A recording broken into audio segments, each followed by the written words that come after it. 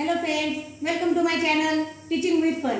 तो फ्रेंड्स, आजच्या व्हिडिओमध्ये आपल्याला पहिली विलांटी आणि दुसरी विलांटी आणि त्याचे इंग्लिश मध्ये त्याचं रूपांतर कसं करायचं हे बघायचं आणि त्यावर काही शब्द सुद्धा दिलेले आहेत। मी ते सुद्धा आपल्याला इंग्लिश मधून सुद्धा शब्द बनवायचे आहेत। आता पहिली विलांटी आणि दुसरी विलांटीचे दोन व्हिडिओ आपल्याला वेगवेगळे करण्यापेक्षा मी दोन्ही व्हिडिओ एकत्र केले आहेत। त्यामुळे काय होईल, आपला वेळ पण वाचेल आणि आपल्या लक्षात लवकरात लवकर अभ्यास बसणार आहे।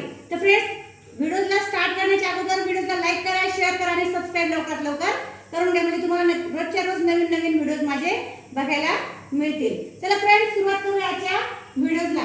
तर बघा, आम्ही अगोदरच्या एका व्हिडिओज मध्ये क ख क च के ख च के एच हे शिकवलंय। नंतर दुसऱ्या व्हिडिओ मध्ये कलाकाना का च के ए खलाकाना खा च के एच ए लावत गेलो। आता आपली विलांटीची पहिली विलांटी आणि दुसरी विलांटी आपल्याला आज बघण्याची आहे। आता बघा, क च हे तर आपल्याला माहिती, क च काय तर के हे शिकवलंय मी तुम्हाला। पण आता पहिली विलांटी आणि हे बघा, जेव्हा आपण अभ्यास देत असताना हे शब्द फक्त आपल्याला एक त्यांच्यामध्ये कन्फ्युजन नाही व्हायला पाहिजे। फक्त आपल्याला त्यांना विलांटी शिकवायची आहे। त्यासाठी अगोदर रेष मारून नंतर तो शब्द जोडायचा आहे आणि विलांटी तयार करायची। ती पहिली विलांटी ती लेफ्ट साइडला असते, म्हणजे डाव्या साइडला पहिली विलांटी आणि उजव्या साइडला दुसरी विलांटी अशी असते। तर आपल्याला काय करायचं, कला पल्लुटीचं मग पहिली विलांटी आली की त्याला लावायचे आपल्याला आय। पहिली विलांटी असली की आय लावायचे। खला पल्लुटीचं काय येईल मग, के एच आय। जर आपण अभ्यास देण्याच्या अगोदर नुसतं आय लिहिलं आणि त्यांना सांगितलं प्रत्येक शब्दाला आय लावा, प्रत्येक शब्दाला तुम्हाला विलांटी लावायची आणि आय लावायचे, त्या हिशोबाने आपल्याला पटकन हे अभ्यास लवकरात लवकर लक्षात बसणार आहे। जसं का बघा, आय लावायचे, मग ग च काय तर जी, त्याला लावायचं आय आणि विलांटी दिली की जी एच, घ च काय तर जी एच आय, मग नला पहिली विलांटीचं एन आय, मग च ला पहिली विलांटीचं सी एच आय, छ ला पहिली विलांटीचं सी डबल एच आय, ज ला पहिली विलांटीचं जे आय। हे बघा, याचं काय मग झालं, विलांटी पहिलीचं J H I, T R I. बघा, मराठीचा पण अभ्यास होतोय आणि इंग्लिशचा सुद्धा आपला अभ्यास होतोय, बघा लक्षात ठेवा। त्याचं काय तर टी, मग आय लावलं, ठचं काय तर टी एच आय लावलं, डला विलांटीचं डी आय, ढला पहिली विलांटीचं डी एच आय, ढला पहिली विलांटीचं एन आय, त्याला पहिली विलांटीचं टी आय, थला पहिली विलांटीचं टी एच आय, डला पहिली विलांटीचं डी आय, धला विलांटी पहिलीचं डी एच आय, नला पहिली विलांटीचं एन आय, पला पहिली विलांटीचं पी आय, फला पहिली विलांटीचं पी एच आय किंवा एफ आय, हे ध्यानात ठेवायचे, इथे दोन येतात। नंतर बला पहिली विलांटीचं बी आय, भला पहिली विलांटीचं बी एच आय, मला पहिली विलांटीचं एम आय, याला पहिली विलांटीचं वाय आय, रला पहिली विलांटीचं आर आय, लला पहिली विलांटीचं एल आय, वला पहिली विलांटीचं व्ही आय किंवा डब्ल्यू आय आणि शला पहिली विलांटीचं एस एच आय। पुन्हा ह्या शब्दात तेच शब्द येणार, एस एच आय, सला पहिली विलांटीचं एस आय, हला पहिली विलांटीचं एच आय, रला पहिली विलांटीचं एल आय, शला पहिली विलांटीचं के एस एच आय आणि ज्ञला पहिली विलांटीचं डी एन वाय आय। अशा पद्धतीने ही आपली पहिली विलांटी आता तुमच्या लक्षात आलेली असेल। आता दुसरी विलांटी, शब्द तोच आहे, शब्द कधी बाराखडी कधी बदलणार नाही, फक्त विलांटी उकार काना मात्रा योज बदलत जाईल, त्या हिशोबाने आपलं त्याचा इंग्लिशचा अर्थ बदलत जाणार आहे। आता दुसरी विलांटी म्हणजे आपलं दुसरी विलांटी असते की डबल ई लावायचं आहे। डबल ई लावल्यामुळं हे जर आपण मुलांना लहान म्हणजे मुलांना जर नवीन मुलांना आपल्याला शिकवायचं असेल, लेकरांना शिकवायचं असेल, तर त्यांना म्हटलं आपण की याला दुसरी विलांटी लाव आणि त्याला मग डबल ई लावायचंय, तर लेकरं सुरुवातीपासून शेवटपर्यंत एका मिनिटात आपल्याला लिहून दाखवतात आणि त्याच्या लक्षात सुद्धा राहणार आहे। मग आता क च काय येतं के, त्याला फक्त डबल ई लावायचे। पहिल्या विलांटीचं काय लावलं आपण आय आणि दुसऱ्या विलांटीचं काय लावलंय आपण डबल ई लावत चाललोय। मग आता खला दुसरी विलांटीचं के एच डबल ई, गला दुसरी विलांटीची एच डबल ई, नला दुसरी विलांटीचं एन डबल ई, चला दुसरी विलांटीचं सी एच डबल ई, छला दुसरी विलांटीचं C double H double E, कारण छ छेदचं सी डबल ई चे ते ध्यानात ठेवायचे, सी डबल एच आणि डबल ई आपण लावलेले ई, त्याला दुसरी विलांटीचं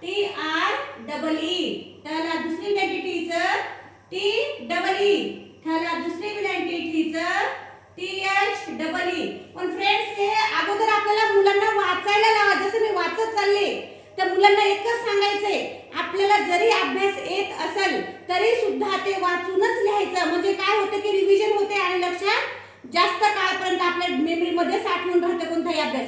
त्यासाठी सांगते की मी प्रत्येक वेळेस त्यांना वाचूनच लिहायला सांगा, म्हणजे तोंडाला सुद्धा आपोआप ती सवय लागून जात असते. त्यामुळं आता डला दुसरी टीचं काय येईल मग डी डबल ई. ढला दुसरी टीचं डी एच डबल ई. ढला दुसरी टीचं एन डबल ई. ढला दुसरी टीचं टी डबल ई. ढला दुसरी टीचं टी एच डबल ई. ढला दुसरी टीचं डी डबल ई. ढला दुसरी टीचं डी एच डबल ई. ढला दुसरी टीचं एन डबल ई. फला दुसरी टीचं पी डबल ई. फला दुसरी टीचं पी एच डबल ई किंवा एफ डबल ई. भला दुसरी टीचं बी डबल ई. भला दुसरी टीचं बी एच डबल ई. मला दुसरी टीचं एम डबल ई. याला दुसरी टीचं वाय डबल ई. रला दुसरी टीचं आर डबल ई. लला दुसरी टीचं एल डबल ई. वला दुसरी टीचं व्ही डबल ई. शला दुसरी टीचं एस एच डबल ई. शला दुसरी टीचं एस एच डबल ई. सला दुसरी टीचं एस डबल ई. हला दुसरी टीचं एच डबल ई. ळला दुसरी टीचं एल डबल ई. क्षला दुसरी टीचं K S H double E. आणि ज्ञला दुसरी टीचं D N Y double E. अशा पद्धतीने आपली पहिली आणि दुसरी विलंटी आता कंप्लीट झालेली आहे. आता हे लक्षात आलेलंच असेल. आता मला 100% विश्वास आहे लेकरांचा, कारण बघा कोणताही अभ्यास अवघड समजून चालायचं नाहीये. अभ्यास खूप सोपा असतो, फक्त काळजीपूर्वक त्याच्याकडे लक्ष द्यावं लागतो आणि लक्ष देऊन अभ्यास करावा लागतो. मग कोणताही अभ्यास, कसाही अभ्यास, कितीही अवघड जरी अभ्यास असला तरी अभ्यास करायला किंवा अभ्यास आपल्या लक्षात बसायला वेळ लागणार नाही. त्यासाठी आता हे जर आपल्या लक्षात आलेलं आहे पहिली आणि दुसरी विलंटी, आता हे आपण जेव्हा दिलेलो, कारण जास्तीत जास्त आपल्याला याच्याकडून काय बनवायचे असतात मग शब्द बनवायचे असतात. म्हणजे तुम्ही मग नावाचे शब्द, गावाची नावं, प्राण्यांची नावं, मनुष्यांची नावं किंवा स्पेलिंग वगैरे बनवायचे असतात. त्या अशा प्रकारे आपल्याला बनवायच्या आहे. आता त्यासाठी एक एक्झाम्पल म्हणून मी काही नावं दिली बघा. आता पहिलंच नाव आहे जीवन. आता जीचं पहिली नदीचं आपण जे आय दिलेलंच आहे. जलद नदीचं काय दिलेलं आहे आपण जे आय. पण कधी कधी काय होतं, कुणी आपल्या नावामध्ये कुणी जे डबल ई सुद्धा लावतं. म्हणून तर पहिली आणि दुसरी विलंटी मी आपल्याला सांगत आहे, कारण हिचा उच्चार पहिली विलंटीचा आणि दुसऱ्या विलंटीचा उच्चार एकच येत असतो. म्हणून कोणी काय करतं, आता समजा मी जे आय वरचं काय लावलं मग व्ही ए एन. आता तुम्ही म्हणाल ए कुठून आलं? ज्या शब्दाला काना मात्रा नसतो, ध्यानात ठेवा फ्रेंड्स, मुलांनो, ज्या शब्दाला काना मात्रा नसेल त्या शब्दाला आपल्याला ए लावायचं आहे. आणि विलंटी असेल तर आय येणारच आहे किंवा डबल ई येणार आहे. आणि पण शेवटच्या शब्दाला सिंगल शब्द असेल तर, म्हणजे ज्याला काना मात्रा नसेल त्या शब्दाला आपल्याला ए लावायची गरज नाही आणि लावूही नका, कारण हे शब्द आपली स्पेलिंग तयार झालेली आहे. आता याला आपण दुसरी पद्धत म्हणजे जे डबल ई सुद्धा कोणी लोक काय लावतात, जे double E V A N असं सुद्धा नाव लिहितात, जीवन. मग हे सुद्धा आन्सर बरोबर आहे आणि हे सुद्धा आपलं आन्सर बरोबर आहे. पण जास्तीत जास्त आयचा उपयोग करतात. काय सांगितले मी, प्रत्येक शब्दामध्ये, बऱ्याच शब्दामध्ये 99% जास्तीत जास्त आयचा वापर केलेला असतो. डबल ई चा वापर कधी काही ठिकाणीच करत असतात. जास्तीत जास्त आपल्याला आय ध्यानात ठेवायचे आणि आयचाच वापर जास्तीत जास्त करायचा आहे. फक्त तुमचं कन्फ्युजन दूर करण्यासाठी मी तुम्हाला डबल ई चा वापर करून दाखवते की असं सुद्धा होते आणि असं सुद्धा होते. पण आपल्याला त्याचा विचार केल्याच्या नंतर मग दोन्ही अभ्यास आपल्याला लक्षात ठेवायचा आहे. पण सगळ्यात जास्त आपल्याला वापर करायचा आहे आयचा. आता कसं आहे की रीमा आहे, मग रीमाचं काय घ्यायचंय आपल्याला RIMA. हे सुद्धा तुमचं उत्तर एकदम करेक्ट येणार आहे. नंतर लिहिलं आपण सीता. आता इकडं SITA लिहिलं किंवा SEETA लिहिलं तरी बरोबर येणार आहे. पण कोणी ही स्पेलिंग वापरतं, कोणी ही स्पेलिंग वापरतं. मग याच्यापैकी आपल्याला जास्तीत जास्त वापरायचंय फक्त SITA सीता म्हणून वापरायचंय. म्हणून मी सांगितले की फक्त जास्तीत जास्त आपल्याला आयचा वापर करायचा आहे. जसं की वीणा, वीणाचं काय येईल मग VINA.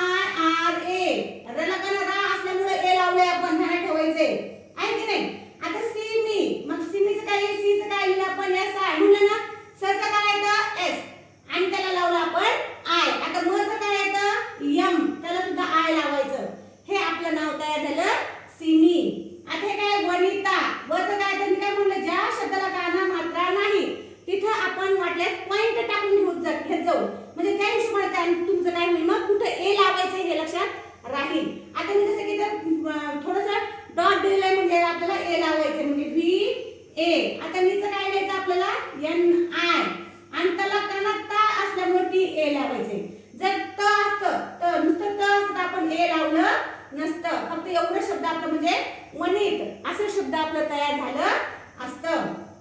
आता पुढे आहे आपलं गीता. मग आता इथे सुद्धा G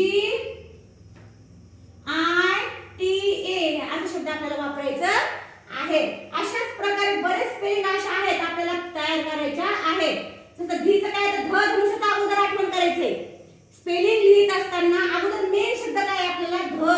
मग ह्या धचं काय तर DH एवढं ध्यानात ठेवायचंय. आणि त्याच्यानंतर विलंटीचं काय तर मग आय धी. आता र ला काना मात्रा किंवा विलंटी उकार काहीही नाही. अशा शब्दाला आपल्याला ए लावून घ्यायचं आहे. आणि ज जे कारण शेवटच्या शब्दाला काना मात्रा काहीच नाही, पण तरी पण शेवटच्या शब्दाला ए लावायची गरज नाही. आता निशा.